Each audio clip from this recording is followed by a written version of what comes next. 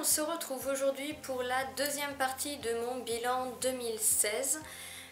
En fait, comme vous avez pu le voir si vous avez regardé la première vidéo, j'ai décidé de couper ce bilan en deux.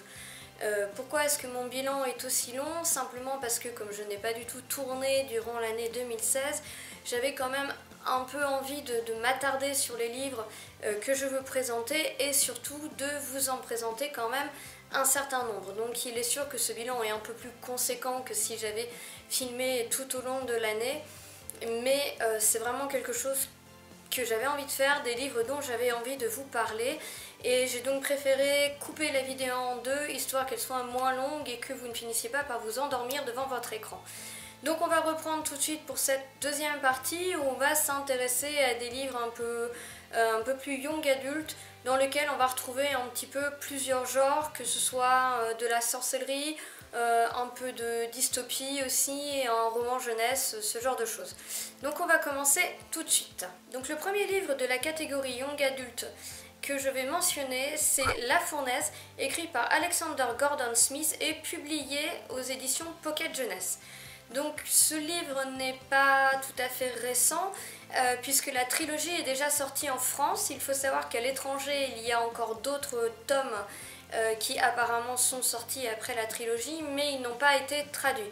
J'espère donc que cette trilogie nous permettra réellement d'avoir les tenants et les aboutissants de l'histoire, comme en fait une fin de cycle.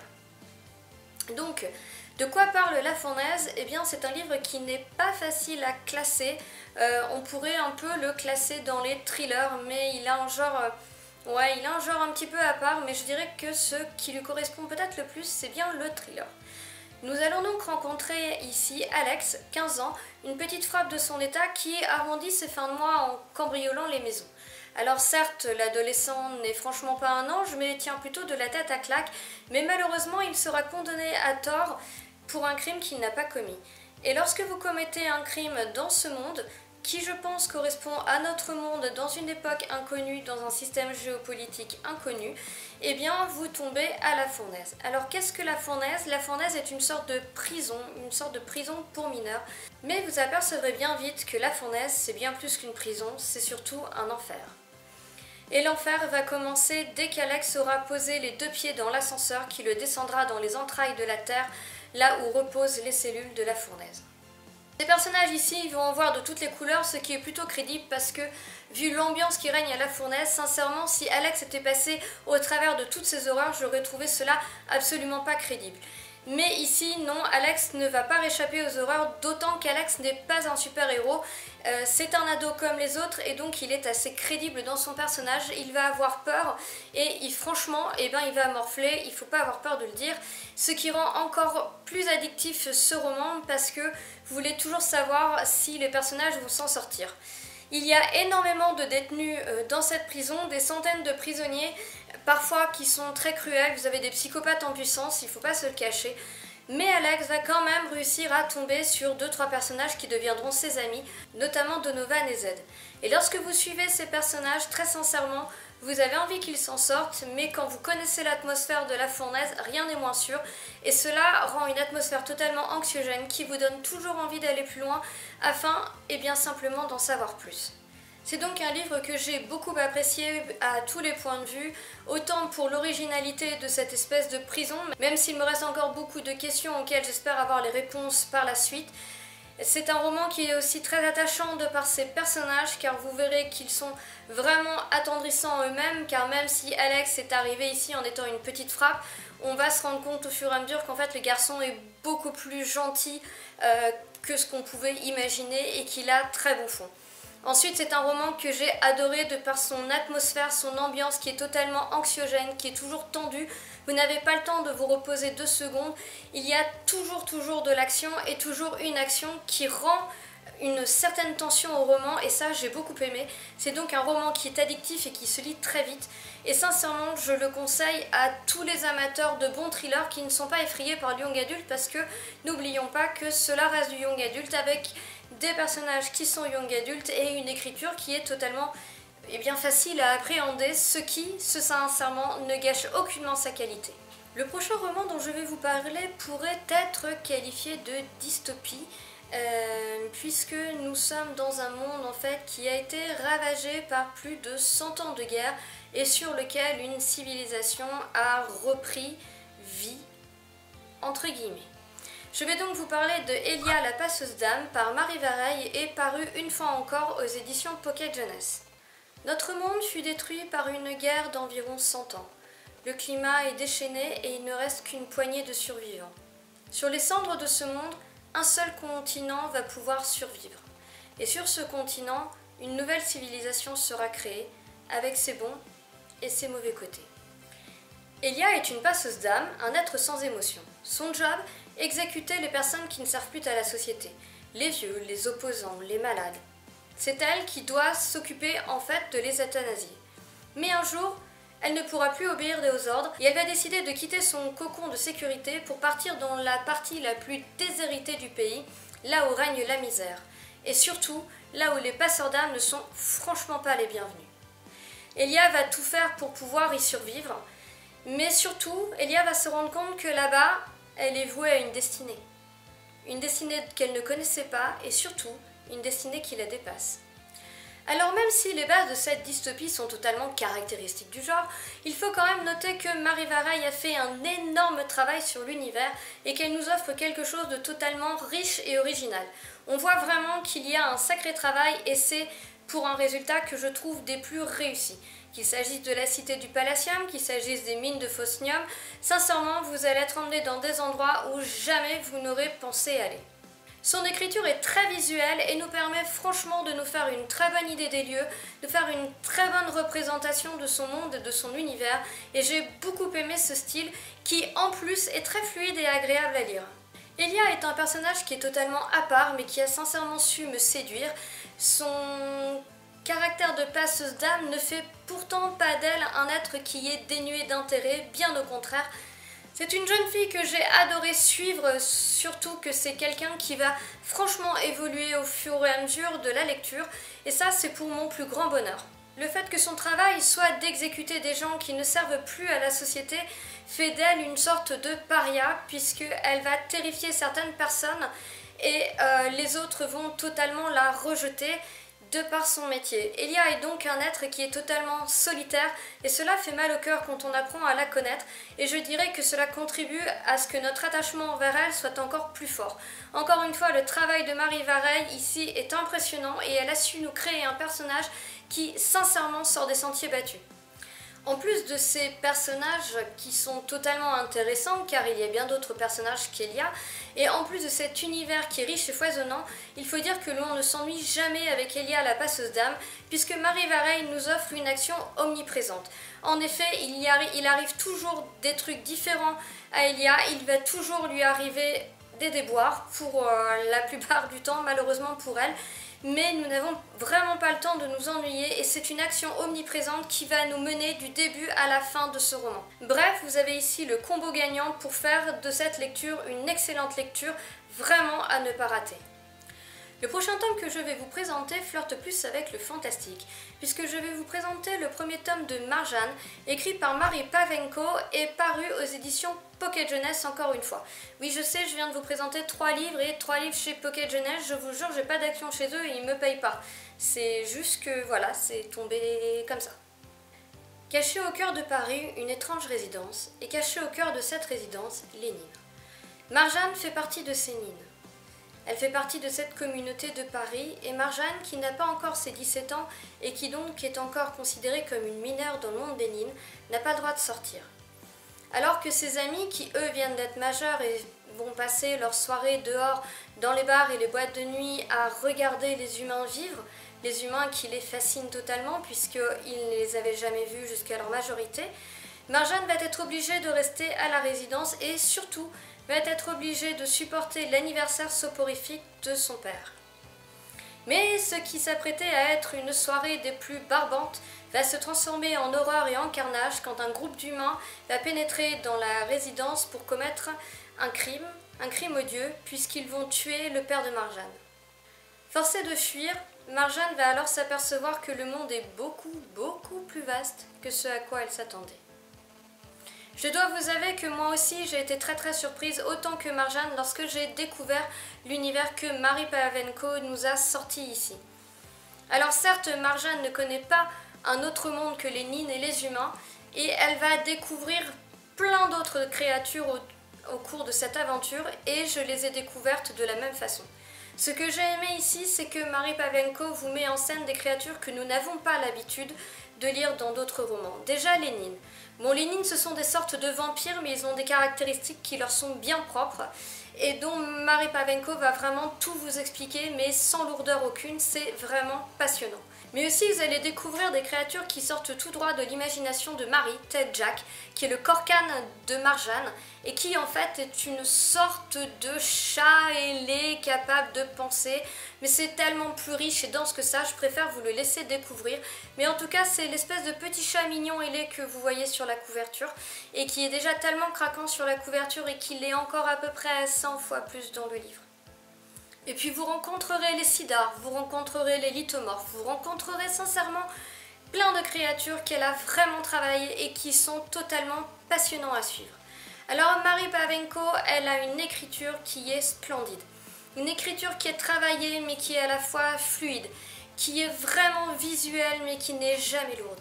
Vous avez pile les descriptions qu'il vous faut, sans trop de détails, sans pas assez, tout est justement dosé, c'est un vrai bonheur de la suivre, c'est un vrai bonheur de la lire, mais surtout c'est très difficile de reposer ce livre une fois que vous l'avez commencé. Car outre cette écriture qui est totalement addictive, le reste de l'histoire ne l'est pas moins. En effet, l'action démarre dès les premières pages et le dynamisme ne faiblit jamais du début à la fin, et ça c'est totalement dément. Mary va nous emmener dans une atmosphère qui est à la fois magique et sombre, mais afin de ne pas être trop pesante, elle nous donne vraiment la bonne touche d'humour qui fait le petit plus encore, ce qui fait que avec cette magie, avec cette atmosphère qui parfois est tendue et un peu anxiogène, eh bien vous avez une sacrée dose d'humour qui fait que ce roman est réellement un sans faute pour moi. Tout est toujours en équilibre parfait et sincèrement, vous ne pouvez pas savoir où vous allez, il suffit simplement de se laisser porter et de laisser Mary Pavlenko vous emmener avec elle dans son univers. Vous ne découvrirez pas ce qui se passe, mais c'est tellement pas grave, c'est tellement bien de se faire emmener, c'est tellement bien d'aller de surprise en surprise, surtout quand ces surprises vous ravissent, surtout quand vous n'êtes jamais déçu de votre lecture. Bref, elle a vraiment tout pour que ce livre fasse sincèrement une excellente lecture qui pour moi a été un coup de cœur. Et j'ai d'ailleurs le tome 2 dans ma palle et je peux vous garantir qu'il ne va pas tarder et j'ai hâte de lire la suite. Alors sincèrement, si vous aimez le fantastique, jetez-vous sur ce premier tome de Marjane parce que je peux vous dire qu'il vaut sincèrement le détour. Le dernier livre de la catégorie que je pourrais appeler Young Adult, il s'agit de Sœurs sorcières, écrit par Jessica Spotwood et paru chez Nathan. Comme quoi vous voyez, je change un peu de Pocket Jeunesse de temps en temps. Ce livre m'a totalement envoûtée de par son atmosphère et cette plume et sincèrement j'ai eu beaucoup de mal à me sortir de ma lecture. Kate, Maura et Tess vivent dans une Nouvelle-Angleterre d'un monde imaginaire à peu près au XXe siècle. Dans ce monde, on ne peut pas dire que les femmes soient mises en avant et à 17 ans, il leur arrive deux choix. Soit elles se marient pour devenir une bonne petite femme qui surtout ne pensera pas et fera de beaux enfants, soit elles devront rejoindre l'ordre de sœurs. Bref, dans leur tête, rentrer au couvent. Rien de très folichon non plus. Mais certaines de ces femmes sont des sorcières et ces sorcières doivent absolument se cacher, car si elles sont découvertes, notamment par l'ordre des frères qui est censé faire régner la loi et l'ordre, elles seront au mieux envoyées à l'asile, au pire exécutées, comme toutes les sorcières. Sauf que malheureusement pour nos trois sœurs sont des sorcières. C'est donc l'aînée Kate qui se sent responsable de ses deux petites sœurs et malgré toutes les précautions qu'elle prend, elle va se rendre compte au fur et à mesure que le piège va doucement se refermer sur elle et que peu à peu leur condition de sorcière ne sera plus un secret si bien gardé. Et à partir de là, beaucoup d'aventures vont en découler. Alors ce que j'ai adoré moi personnellement dans ce livre, c'est l'ambiance. Déjà, l'univers se passe dans un monde, dans une Nouvelle-Angleterre mais quelque peu imaginaire et cela se passe au début du XXe siècle et j'aime beaucoup quand nous sommes plongés dans une époque passée, notamment comme ça les années 1800 ou les années 1900, je trouve que c'est une époque qui est sincèrement intéressante. Même si évidemment ce n'est largement pas suffisant pour me plaire. Heureusement l'histoire ne s'arrête pas là, on a beaucoup plus ici. Alors attention, Sœur sorcière n'est pas un livre qui va vous offrir une action omniprésente et un dynamisme fou, c'est pas vrai. Parce que Sœur sorcière, c'est plutôt l'histoire de 3 sœurs, plutôt leur évolution, plutôt une tranche de leur vie. Ce sont 3 femmes, 3 adolescentes que vous allez découvrir, dont vous allez suivre les tracas, dont vous allez suivre la vie. Alors si vous cherchez un roman qui est empli d'action, de sorts, de boules de feu, non, passez votre chemin, Sœur sorcière n'est réellement pas ce genre de roman. Par contre, si vous savez prendre votre temps, si vous savez apprécier des lectures qui vous parlent de tranches de vie avec de la magie, alors là, oui, je gage que Sœur sorcière saura sincèrement vous plaire. Parce qu'il faut noter que les 3 sœurs sont particulièrement attachantes. Enfin, pas forcément les 3, mais surtout Kate, l'aînée. L'aînée sur qui repose la fratrie, au final, l'aînée qui se sent responsable de ses petites sœurs, l'aînée qui fait de son mieux, mais qui malheureusement ne saura pas faire taire ses sentiments toute sa vie. Alors ici, il n'est pas forcément facile de tomber amoureux puisque il faut absolument se marier à 17 ans et ce n'est pas forcément la femme qui a le droit de parole. Quand vous lisez certains sermons qui sont faits à l'église, eh bien sincèrement, si j'avais vécu à cette époque-là, je pense que j'aurais été enfermée pour meurtre de prêtres et d'hommes, tout simplement. Oui, parce que sincèrement, venir me dire que les femmes sont des créatures simples d'esprit qui doivent obéissance à leur mari et surtout ne pas trop parler, comment vous dire que ce n'est vraiment pas le genre de monde qui, moi, m'irait bien. C'est pour ça que j'ai beaucoup aimé Kate qui ne rentre pas du tout dans le moule en fait. Alors, qu'est-ce qui fait l'intérêt de ce livre si ce n'est pas l'action et le dynamisme? Eh bien, simplement l'univers, car l'univers de Jessica Spotwood est particulièrement bien travaillé, avec un mode de vie particulier, je vais dire des castes entre guillemets, qui sont assez particulières, mais que je préfère vous laisser découvrir. Voilà, le mode de vie n'est pas le même que chez nous, vous êtes quand même dans une Nouvelle-Angleterre de 1900 alternative, et cela vous donne quelque chose d'assez original et de sincèrement passionnant à suivre. Alors il y a beaucoup de choses à dire sur cet univers, mais ce serait dommage que je m'attarde dessus parce que je pense que ça vaut sincèrement le coup de vous laisser découvrir tous les tenants et les aboutissants de ce monde. Donc Sœur sorcière, c'est une histoire tout en douceur, malgré le monde misogyne et malgré le fait qu'elle soit obligée de se rebeller pour arriver à quelque chose. Ce n'est pas une histoire qui est emplie d'action, mais c'est une histoire qui est emplie de réflexion, qui est emplie d'amitié, de tendresse, et qui est quand même emplie de sorcières, il ne faut pas l'oublier, et qui est aussi emplie d'un monde totalement original et franchement bien ficelé. C'est pour cela que j'ai sincèrement aimé Sœur sorcière pour son ambiance, pour son atmosphère, et j'ai vraiment hâte de finir cette trilogie, parce que je pense que les autres tomes sauront me plaire. Alors ce livre, je le recommande aux gens qui, comme je le disais tout à l'heure, sont capables d'apprécier un livre même s'il n'y a pas un dynamisme débordant. Il faut vraiment en avoir conscience avant de commencer ce livre afin de pouvoir le savourer comme il se doit. T'as fini? C'est pas très pratique là. Arrêtez, franchement c'est pas cool. Allez. Donc il me reste encore 2 livres à vous présenter dans ce bilan. Je suis désolée, j'ai une petite invitée qui est venue sur mes genoux et j'ai son copain qui est juste à côté, je vais vous montrer.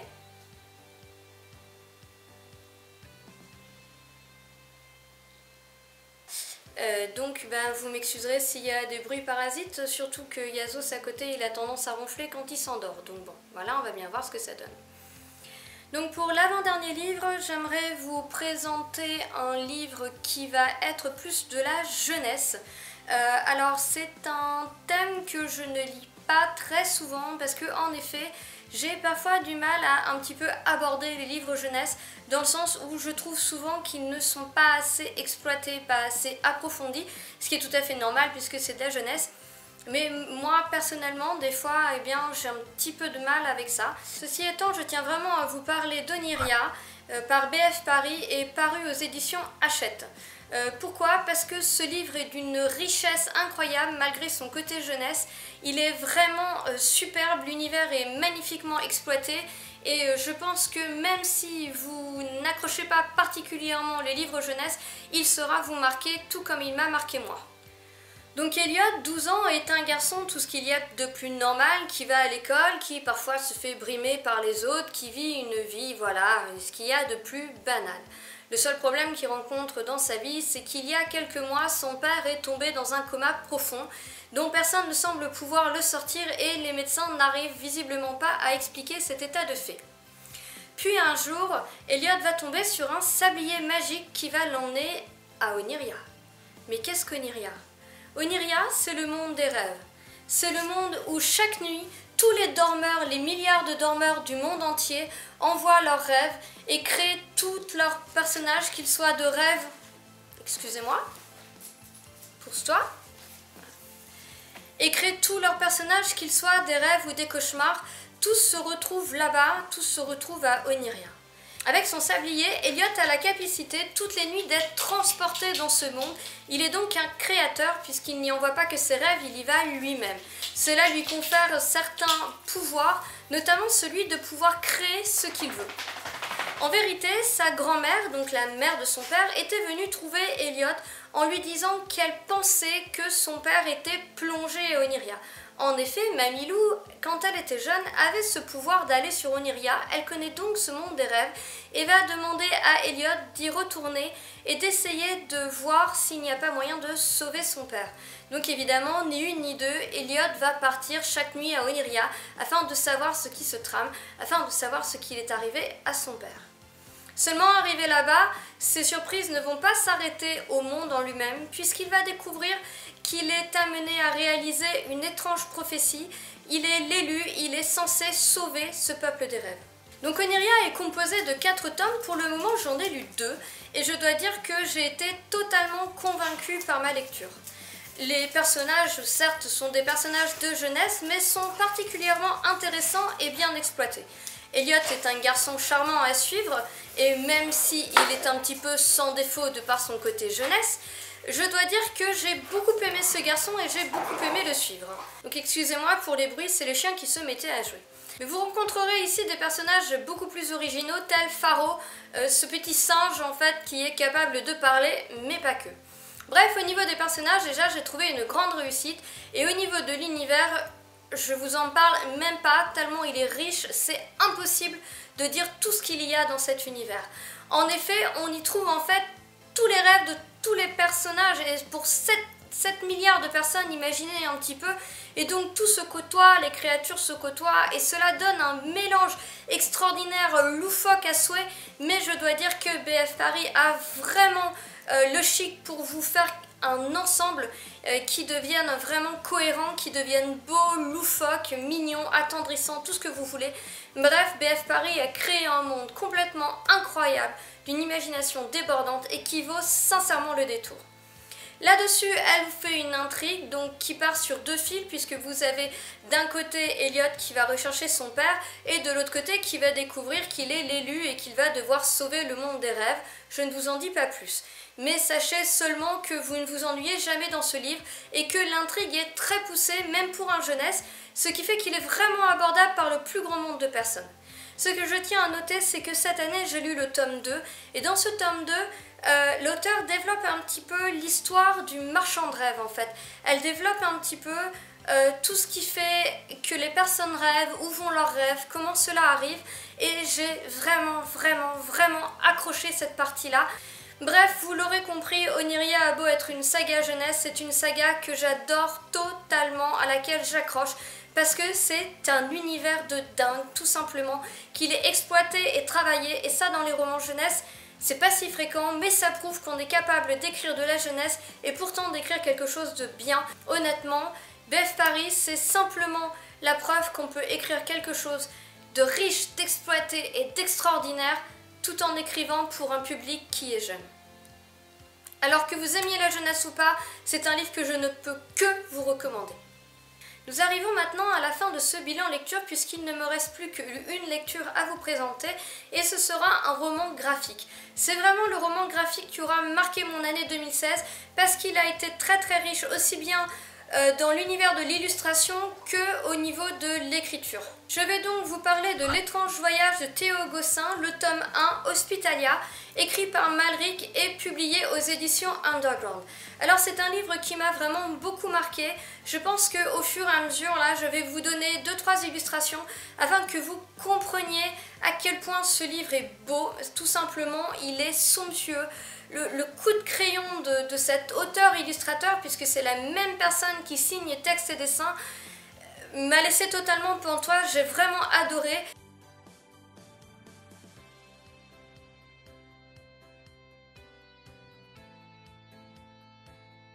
En plus, vous rajoutez à ça une plume qui est vraiment ravissante, qui est très belle, qui est empreinte d'une touche d'originalité, d'une touche d'humour et d'un petit côté loufoque.